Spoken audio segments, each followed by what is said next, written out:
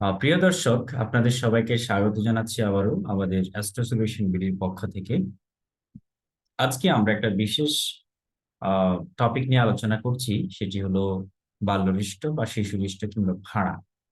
এই ফাঁড়া শব্দটা আমাদের সমাজে চিরাচরিত একটি শব্দ, যে অনেক সময় বলে থাকে যে বাচ্চারা ছোটবেলায় যখন ধরুন না 2-3 বছর থেকে শুরু করে 7-8-10 বছর 12 বছর পর্যন্ত, এই সময় অনেক শিশুদের দেখা যায় তারা বিভিন্ন দুর্ঘটনার শিকার হচ্ছে। অনেক সময় অনেকে পানিতে ডুবে ডুবে মারা যাচ্ছে, বা কোনো ছোটখাটো অ্যাক্সিডেন্ট হচ্ছে, কিংবা কারো দেখা গেলো অস্থিভঙ্গযোগ বা হাড় ভাঙছে অ্যাক্সিডেন্টলি, বিভিন্ন বিষয়গুলো হচ্ছে।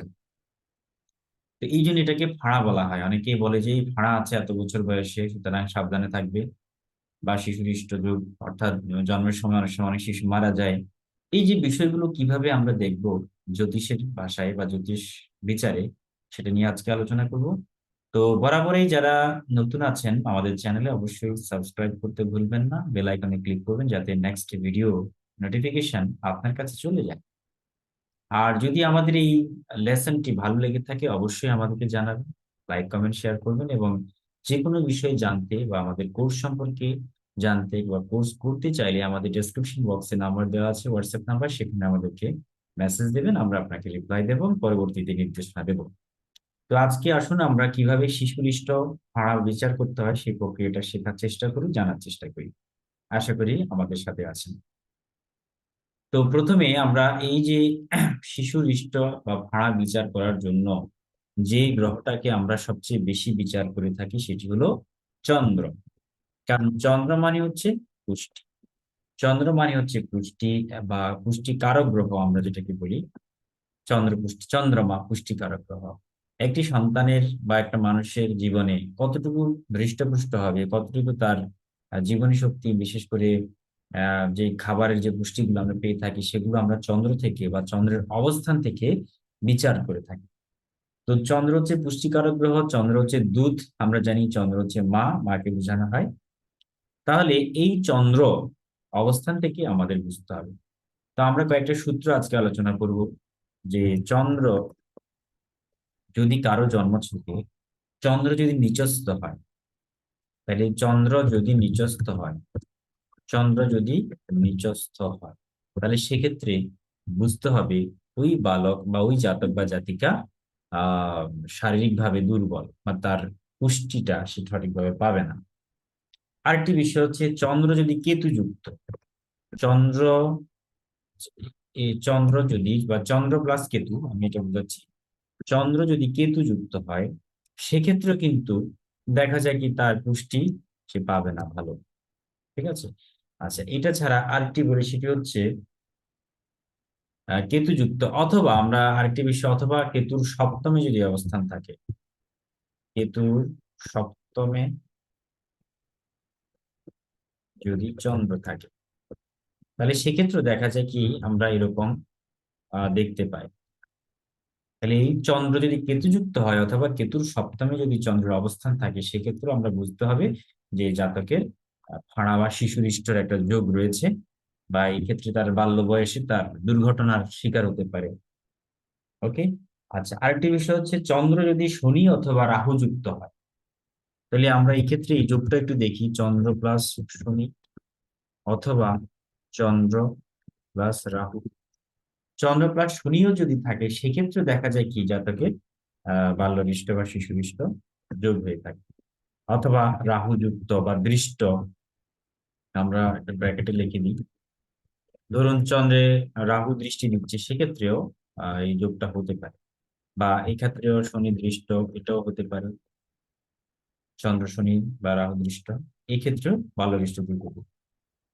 আর কি কি হয়, চন্দ্র যদি দুস্থানগত হয়, তাহলে দুস্থান বলতে আমরা কি বুঝাই, চন্দ্র যদি দুস্থানে থাকে, দুস্থান মানে কত, 6, 8, 12, এই তিনটা ভাবকে আমরা বলি দুস্থান ভাব। চন্দ্র যদি 6, 8, 12-তে থাকে, সেক্ষেত্রে স্বাভাবিকভাবে জাতকের পুষ্টি ভালোভাবে হবে না, বা তার জীবিকাটা, জীবনী শক্তিটা খুব দুর্বল হবে।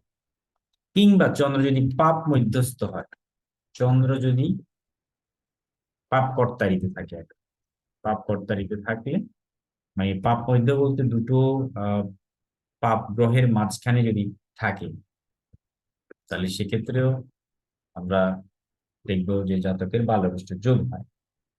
আচ্ছা, পাপ মধ্যগত হয়।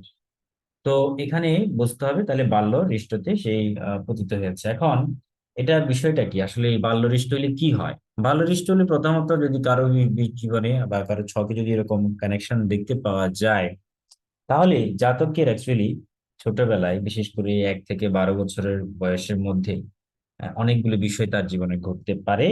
তার মধ্যে একটি হচ্ছে তার শারীরিক অসুস্থতা থাকতে পারে প্রচন্ড, বিভিন্ন রোগে আক্রান্ত হতে পারে। 3 নম্বর হচ্ছে তার জলে যদি অষ্টমে দেখা গেল কি চন্দ্র অষ্টমস্ত হয়ে আছে, বা কোনো কারণে সেই চন্দ্র জলরাশিগুলোতে আছে, তাহলে জলে ডুবিতে মৃত্যু হতে পারে। হ্যাঁ, অথবা সে জল খাবে বা অসুস্থ হবে, এই যে নানান বিষয়গুলো তৈরি হতে পারে। অথবা কোনো কারণে অ্যাক্সিডেন্ট হতে পারে, অ্যাক্সিডেন্টে তার অস্থিক্ষয় হতে পারে, হাড় ভাঙতে পারে, অস্থি প্রচার হতে পারে, অনেক কিছুই বা মৃত্যু হতে পারে, বা মৃত্যুতুল্য যন্ত্রণা, ক্লেশ এগুলো হতে পারে। এগুলোকে আমরা ফাঁড়া বলে থাকি। তো এখন এই ভাড়াটা অ্যাকচুয়ালি কখন ঘটবে না ঘটবে সেটা হলো আমাদের বিভিন্ন দশা কিংবা ট্রানজিট বা গোচর অনুযায়ী আমরা বলবো। কিন্তু এই যে যোগগুলা, অর্থাৎ আমি এই যে ডান দিকে লিখলাম, এই কানেকশন গুলো থাকলেই দেখা যায় কি এই ধরনের একটা ঘটনা ঘটতে পারে। তো সেটা এখন কবে ঘটবে? সেটি হলো যে চন্দ্রের যখন দশা অন্তর্দশা কিংবা শনির বা রাহুর বা কেতুর দশা অন্তর্দশা চলবে, তখনই এক্স্যাক্টলি এই ঘটনাগুলো ঘটার সম্ভাবনা থাকে। এবং দেখা গেল গোচরে যখন বৃহস্পতি দেখা গেল কোনো কারণে রাহু সুনির্দিষ্ট হলো, বা রাহু যুক্ত হলো কোনোভাবে, চার প্রকার সম্পর্কে আবদ্ধ হলো, তখনই আসলে এই ধরনের ঘটনাগুলো ঘটতে পারে। তো এখন আমরা এই ছকে আমরা এখন দেখব কিভাবে প্রত্যেকটা জিনিস ঘটে, বা একটু থিওরিটিক্যাল ভাবে বোঝার চেষ্টা করি। তো প্রথমে আসুন, চন্দ্র যদি নিচস্থ হয়, প্রথম সূত্র, চন্দ্র যদি পুষ্টিকারক একটা জাতক, ধরুন এটা এটা একটা ছক। এই ছকে আমরা চন্দ্র নিচস্থ, আমরা জানি চন্দ্র উচ্চস্থ হয় বৃষ রাশিতে, কিন্তু তার উল্টোটা, অর্থাৎ চন্দ্র নিচস্থ হবে তাহলে বিশেষ করে এই বৃশ্চিক রাশিতে। তো চন্দ্র যদি এখানে থাকে, তাহলে সেক্ষেত্রে কিন্তু জাতকের ভাড়া নির্দেশ করে ছোটবেলাতে। এবং সেটিতে এটা এটা একটা দেখা গেল কি নোংরা জল, এটাও কিন্তু একটা জল, বাট সেটা নোংরা জল, এবং এটা কালপুরুষ চক্রের অষ্টম রাশিগত। তো সুতরাং এখানে জলে ডুবিতে মৃত্যু হতে পারে জাতক, মানে ছোটবেলায় 1 থেকে 12 বছর। এখন এই শিশু দৃষ্ট বলতে আমরা এজটাকে ধরবো, বেসিকলি যে এজটা ধরা হয়ে থাকে, ব্যাপ্তিটা, বয়সের যে ব্যাপ্তি, সেটি হলো 1 থেকে 12 বছর, মানে 0 থেকে 12, 0 থেকে 12 বছর। এই বয়সটাকে আমরা বলি শৈশব বা বাল্যাবস্থা। সুতরাং এই সময়ের মধ্যেই এই ঘটনাগুলো ঘটতে পারে বা এই ভাড়াটা নির্দেশ করে। ওকে। তো আমরা চন্দ্র যদি তাহলে নিচস্থ হয়, তাহলে সেক্ষেত্রে জাতকে বাল্যনিষ্ঠ যোগ হয়। আচ্ছা, আরেকটি হলো চন্দ্র যদি কেতু যুক্ত হয়। তো ধরলাম চন্দ্র এখানে, চন্দ্রের সাথে এখানে কেতু যুক্ত হয়ে আছে, বা একই রাশিতে আছে কেতু এবং চন্দ্র, সেক্ষেত্রেও তার বাল্যনিষ্ঠ হতে পারে। অথবা দেখা গেল কি কেতু এখানে সপ্তমে বসে আছে, কেতু দেখা গেল কি বৃষ রাশিতে আছে, বা কেতুর সপ্তমে চলবে, সেক্ষেত্রেও কিন্তু বাল্যনিষ্ঠ যোগটা হতে পারে। তো এই ক্ষেত্রে আমরা দেখতে পাচ্ছি যে কেতু ঠিক সপ্তমে চন্দ্র অবস্থান করছে, যার কারণে এখানে এই যোগটা তৈরি হচ্ছে। এই একটা বিষয়। এবার আসুন, চন্দ্র শনি যুক্ত যদি হয়, দেখা গেল কি সেই চন্দ্র কেতু যুক্ত না হয়ে সে শনি যুক্ত হয়ে আছে, সেক্ষেত্রে হতে পারে। তো ধরলাম এখানে আমরা কেতু না দিয়ে এবার আমরা শনিকে ব্যবহার করি। ধরলাম এখানে শনি যুক্ত হয়ে আছে, শনি এবং চন্দ্র একই রাশিতে বসে আছে, তাহলে সেক্ষেত্রেও কিন্তু বাল্যনিষ্ঠ যোগ হতে পারে। এক্ষেত্রে সে আহ, ছোটবেলায় তার ভাড়া হতে পারে। আচ্ছা, আরেকটি বিষয় হচ্ছে যদি শনি দ্বারা দৃষ্ট হয়, তো কোনোভাবে ধরলাম চন্দ্র একইভাবে যুক্ত, অথবা এখানে শনি বসে আছে, তার শনির তৃতীয় দৃষ্টি চন্দ্রের উপর পড়ছে, সেক্ষেত্রেও হতে পারে যে শনির থার্ড তৃতীয় দৃষ্টি চন্দ্রের উপর পড়ছে, এই ক্ষেত্রে একটা দৃষ্টি হতে পারে। অথবা দেখা গেল কি শনি এখানে বসে আছে, শনির সমসপ্তম দৃষ্টি পড়ছে চন্দ্রের উপর, তো সেক্ষেত্রেও একটা হতে পারে। অথবা দশম দৃষ্টি, আমরা জানি শনি যদি এখানে বসে থাকে, তাহলে শনির দশম দৃষ্টি কোথায় পড়বে? এখানে শনি বসে আছে, তার দশম দৃষ্টি চন্দ্রের উপর পড়বে।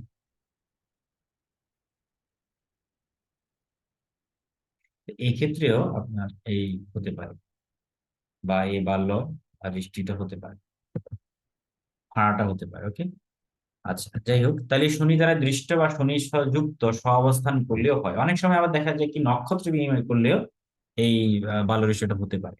দেখা গেল চন্দ্র শনি নক্ষত্রে বসে আছে, অথবা শনি চন্দ্রের নক্ষত্রে বসে আছে, সেক্ষেত্রেও কিন্তু হতে পারে। অথবা দেখা গেল চন্দ্র এবং শনি একই নক্ষত্রে বসে আছে, অন্য একটা গ্রহের সেম নক্ষত্র দ্বারা বসে আছে, সেক্ষেত্রে এই যোগটা হতে পারে।